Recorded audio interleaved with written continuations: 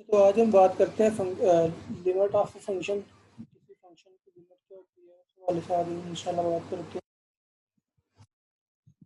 तो डेफिनेशन है मेरे पास कुछ यूँ बेटा देखिएगा, जरा नोट कीजिएगा। Limit of function, let F of X be a function. एक कोई फंक्शन है एफ ऑफ एक्स, ठीक है, be defined on an open interval.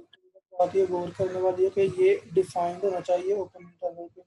Defined mean कि ये आपको एक डेफिनेट वैल्यू देना चाहिए, ये ना हो कि वो डोमेन की किसी वैल्यू पे अनडिफाइंड हो रहा हो, ठीक है। तो पहली बात ये है कि ये डिफाइंड होना चाहिए। Near to the number A, need not at A. कहता है कि एक नंबर ये एक नंबर के करीब होना चाहिए ए के, लेकिन जरूरी नहीं है कि ए ही हो, ठीक है। मतलब फर्ज करें बेटा, मैं कहता हूँ कि एक नंबर है टू, ठीक है। तो कहता है कि वो टू के करीब नंबर हो, लेकिन जरूरी नहीं है कि वो टू ही हो। जैसे कि मतलब मैं अगर टू की बात करूँ, मेरा टू के करीब हमारे पास हो सकता है 1.99999 इस तरह का नंबर, या फिर 2.000000001 इस टाइप का बेटा नंबर हो सकता है, ठीक है। तो अब नेक्स्ट क्या होगा, if as X approaches to A. अगर आपका जो एक्स है वो ए को अप्रोच कर रहा होगा, जैसे कि मैंने बेटा बात की टू की, तो अगर एक्स टू को अप्रोच कर रहा होगा from both left and right side. तो बेटा लेफ्ट और राइट साइड से क्या मुराद है? जैसे मैं बेटा बात अभी की है कि वो 1.9999 इस तरह का नंबर हो सकता है, या फिर 2.0000001 टाइप का नंबर हो सकता है। तो बेटा जो 1.999 है, ये आप देखें ना, तो ये टू के लेफ्ट साइड पे है, ठीक है। ये टू के लेफ्ट साइड पे है, और ये जो 2.0000001 इस तरह का नंबर है, ये क्या है, ये टू के राइट साइड पे है, ठीक है। तो कहता है कि F of X approaches A specific number. तो एफ ऑफ एक्स एक स्पेसिफिक नंबर को अप्रोच करेगा, दैट इज कॉल्ड एल, ठीक है। Then L is called limit of function as X approaches to A, ठीक है। तो बेटा सिंपल सी बात है, इस एक्चुअली आपने करना क्या है इसमें। इसमें ये होता है कि आपके पास कोई फंक्शन है ना गिवन आपको, इसमें आपने एक्स की जगह पे ए यानी कि वो नंबर पुट करना है। तो आपको एक नंबर जो मिलेगा, जवाब जो मिलेगा एल, उसको आप कहते हैं लिमिट ऑफ फंक्शन, ठीक है। तो इसको बेटा सिंबॉलिकली हम कुछ इस तरह लिखते हैं मैथमेटिक्स की फॉर्म में। ऐसे बेटा लिखते हैं, गौर कीजिएगा, देखिए इसको इस तरह लिखना है, limit L I am limit, ठीक है। और नीचे लिमिट के बिल्कुल नीचे एक्स अप्रोचेस टू ए। ये बेटा जो नीचे आपको एरो नजर आ रही है ना, दैट मीन कि एक्स अप्रोचेस टू ए। ये बेटा इसका ट्रीटमेंट जब आप इसको इम्प्लीमेंटेशन करेंगे ना, तो इसमें ट्रीट बिल्कुल उसी तरह से होना है कि आप एक्स इज इक्वल टू ए कर रहे हो, ठीक है। एक्स की जगह पे आपने ए सब्स्टिट्यूट करना है, ठीक है। बेटा देखिए, अगर ये एक फंक्शन है, उसमें आप बेटा एक्स की जगह पे ए पुट करेंगे, एक्स की जगह पे ए पुट करोगे, तो आपको एक क्या मिलेगा, एक नंबर मिलेगा, एक आंसर मिलेगा, जिसको हम एल कहेंगे, that is called limit of function, ठीक है। नेक्स्ट है बेटा कुछ थ्योरम्स ऑफ लिमिट्स, ठीक है। कि लिमिट्स के कुछ थ्योरम है कि आपने लिमिट को सॉल्व करना, लिमिट वाले क्वेश्चन को तो किस तरह सॉल्व करना है, तो हम उस पर बात कर लेते हैं जरा, ठीक है। तो पहली बात बेटा क्या लिखी है, the limit of sum of two functions is equal to the sum of their limits, ठीक है। कि अगर आपके पास दो फंक्शंस की लिमिट हो, तो आप उसको क्या करोगे, उसके लिमिट्स का सम लिख लोगे। जैसे किस तरह से आगे हम देखते हैं जरा इसकी एक्सप्लेनेशन, तो वो जरा देखिएगा। जैसे कि बेटा देखिए, मैं कहता हूँ कि लिखा हुआ है limit X approaches to A, limit X approaches to A F of X plus G of X, दो फंक्शन है आपके पास, ठीक है। तो दोनों का सम है, दोनों का सम है। तो आप क्या करेंगे बेटा, देखिए पहले फंक्शन की लिमिट को अलग लिख लेंगे, ठीक है। Limit X approaches to A F of X plus limit X approaches to A G of X. गौर कीजिए कि ब्रैकेट में दो फंक्शन है, दो ऐड हो रहे हैं, ठीक है, F of X plus G of X. तो पहला थ्योरम क्या कहता है कि पहले फंक्शन की लिमिट अलग लिख ली जाएगी, ठीक है, और दूसरे फंक्शन की लिमिट अलग लिख ली जाएगी, ठीक है। बट आप डेफिनेशन के मुताबिक हमने देखा था कि जब हम एफ ऑफ एक्स किसी फंक्शन पे लिमिट अप्लाई करते हैं, तो उसका कोई एक डेफिनेट नंबर आंसर आता है। तो फर्ज करें मैडम, मैं कहता हूँ कि पहले फंक्शन का आंसर मेरे पास आता है एल, और दूसरे फंक्शन का आंसर आता है m। बेटा सिंपली हम क्या करेंगे, दोनों को ऐड कर लेंगे, ठीक है। तो that is first theorem of limit, ठीक है। तो इसके बाद बेटा इसकी एग्जांपल हम देखते हैं। मेरे पास ये बेटा गौर कीजिए जरा, मैंने फंक्शन लिया है limit X approaches to A. अब यहाँ पे बेटा F of X plus G of X यहाँ पे आ गया एक्स प्लस 5, ठीक है। अब ये देखें पहला फंक्शन क्या है एक्स, इसको आप एफ ऑफ एक्स कंसिडर कर लें, और दूसरा ये 5 कांस्टेंट फंक्शन, इसको आप जी ऑफ एक्स बेटा कह लेंगे, ठीक है। तो आप क्या करेंगे, पहले थ्योरम के मुताबिक बेटा पहले फंक्शन की लिमिट अलग हम लिख लेंगे और दूसरे फंक्शन की लिमिट अलग लिख लेंगे। जैसे देखिए एक्स के साथ मैंने लिख लिया लिमिट एक्स अप्रोचेस टू 1 और साथ में एक्स पहले वाला फंक्शन, ठीक है ना। और सिमिलरली बेटा लिमिट एक्स अप्रोचेस टू 1 और साथ में 5 दूसरे वाला फंक्शन, ठीक है बेटा। तो ये देखिए इसमें क्या होगा, अब ये पहले इसको सॉल्व करेंगे आप पहले फंक्शन को, ठीक है, फिर आप इसको सॉल्व करेंगे, ठीक है। तो कैसे सॉल्व करना है देखते हैं बेटा। पहले आपको मैंने बेटा बोला कि ये एक्स अप्रोचेस टू 1 है, इसका क्या मतलब है, that is actually X is equal to 1। इसका वैसे मतलब ये है कि एक्स 1 को अप्रोच कर रहे हैं, एक्स के करीब 1 के करीब है। एक्स अप्रोचिंग टू 1 मीन कि एक्स 1 के करीब है। लेकिन जब इसकी इम्प्लीमेंटेशन करेंगे तो आप इसको पुट करेंगे एक्स की जगह पे इक्वल की तरह, ठीक है। जिस तरह बेटा हम यहाँ पे क्या करेंगे, limit X approaches to 1 X की जगह पे 1 यहाँ पुट करें, बेटा क्या आ जाएगा 1 आ जाएगा, ठीक है।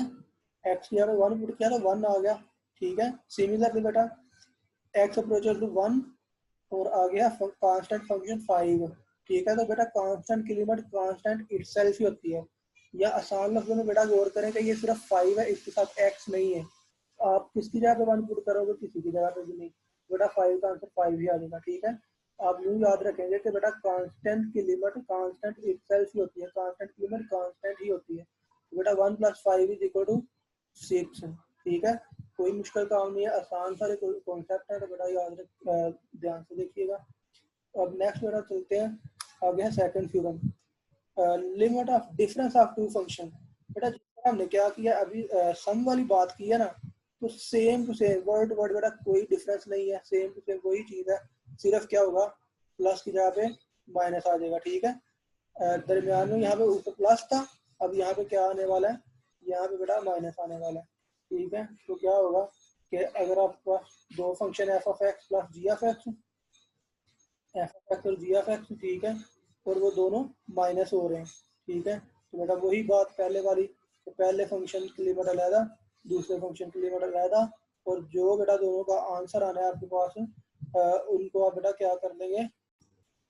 तो इसमें देखिए क्या होगा कि एफ सिमिलरली वही है कि पहले फंक्शन की लिमिट को हम एल का नाम दे देते हैं और दूसरे को एम का नाम दे दिया, बेटा फाइनली हम क्या करेंगे, दोनों का डिफरेंस फाइंड कर लेंगे, ठीक है। तो इसकी एग्जांपल देखते हैं। उसमें बेटा देखिए सेम टू सेम मैंने वही एग्जांपल ली है। अब यहाँ पे क्या है, बस दरमियान में प्लस यहाँ पे माइनस आ गया, ठीक है। तो ये देखिए बेटा दरमियान में क्या है डिफरेंस, तो पहले फंक्शन की लिमिट अलग था और दरमियान में डिफरेंस है माइनस, तो अगले फंक्शन की लिमिट अलग, ठीक है। तो वही बात कि एक्स का आंसर, एक्स की लिमिट क्या आनी है 1, क्योंकि एक्स अप्रोचिंग टू 1, एक्स की जगह पे आप बेटा 1 सब्सटीट्यूट कर लोगे तो आ गया यहाँ पे बेटा 1, दरमियान में माइनस, और limit X approaches to 1 5 constant, तो कांस्टेंट की लिमिट बेटा कांस्टेंट ही होती है, ठीक है। दरमियान में माइनस, तो बेटा 1 - 5 इज इक्वल टू -4, ठीक है। मोस्ट इजी है, ठीक है। अब देखते हैं नेक्स्ट चलते हैं अगला थ्योरम में क्या कहता है। बेटा देखिए जरा थ्योरम नंबर 3 कहता है कि if k is any real number. अब k क्या है, कोई एक रियल नंबर है, कोई एक कांस्टेंट है, ठीक है, कोई एक कांस्टेंट है, देन कहता है कि बेटा limit x approaches to a is any constant, ठीक है। k f of x is equal to k x approaches to f of x, ठीक है। तो ये देखिए क्या क्या होगा, यहाँ पे सिर्फ बेटा k आ जाएगा पहले, ठीक है, और जो आगे f of x फंक्शन है उसकी लिमिट अलग हो जाएगी, ठीक है। तो हमने देखा था कि के की जो एफ ऑफ एक्स की जो लिमिट आती है उसको हमने एल का नाम दिया हुआ है, ठीक है। और साथ में जो के कांस्टेंट है वो साथ में एज इट इज मल्टीप्लाई हो जाएगा, ठीक है। तो इसकी एक एग्जांपल देखते हैं तो फिर आपको इंशाल्लाह मजीद इसकी भी समझ आ जाती है, आसान सा। बेटा देखिए यहाँ पे है मेरे पास limit X approaches to 3x, ठीक है बेटा। तो अब यहाँ पे बेटा गौर करें कि के की जगह पे यहाँ पे 3 है, कांस्टेंट यहाँ पे बेटा 3 है के की जगह पे, ठीक है। और एफ ऑफ एक्स की जगह पे, एफ ऑफ एक्स की जगह पे बेटा गौर करें यहाँ पे क्या है एक्स, ठीक है। तो ये देखें मैंने क्या किया बेटा, 3 को पहले लिख लिया जिस तरह थ्योरम के मुताबिक बेटा कहते हैं कांस्टेंट आपका बाहर आ जाएगा, ठीक है। और जो फंक्शन है उसकी लिमिट आप अलग लिख लेंगे, ठीक है। तो limit X approaches to 2x, ठीक है। तो इसको सिंप्लीफाई करना कोई मुश्किल काम नहीं है। देखें के पहले था तो हमने ये कांस्टेंट पहले लिख लिया और आगे वाले फंक्शन की लिमिट फाइंड कर ली। कैसे फाइंड करेंगे बेटा, लिमिट क्या है एक्स अप्रोचेस टू 2 और फंक्शन है एक्स, दैट मीन्स के एक्स की जगह पे आप ये वैल्यू पुट कर दोगे, ठीक है, जिस नंबर को एक्स अप्रोच कर रहा है, दैट इज 2। बेटा ये देखें एक्स की जगह पे आप 2 पुट करेंगे तो 2 आ गया, ठीक है। तो 3 2 आर 6, तो ये बेटा आ गया थ्योरम नंबर 3। आगे आगे बेटा इसके नेक्स्ट बात करते हैं, इसके आगे क्या थ्योरम है, इसके आगे बेटा theorem number 4, the limit of the product of function is equal to the product of their limits, ठीक है। कहता है कि अगर आपके पास फंक्शन का प्रोडक्ट हो ना तो वो लिमिट्स का प्रोडक्ट बन जाएगा, ठीक है।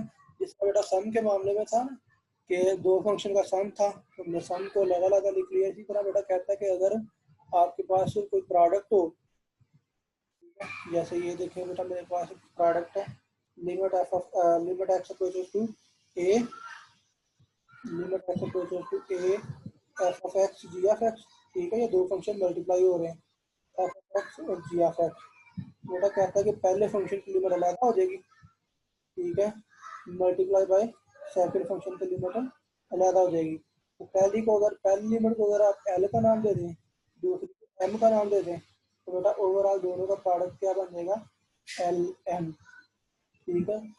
तो चलो इसकी भी एग्जांपल देखते हैं। इसकी एग्जांपल में क्या हमारे पास एग्जांपल बेटा आपके सामने वो क्या करता है कि देखें लिमिट लिमिट है बेटा आपके पास X approaches to 1 2x into X plus 5। ये मैंने बेटा दो फंक्शन का प्रोडक्ट ले लिया, एक फंक्शन है बेटा मेरे पास 2x और एक फंक्शन है x प्लस 5।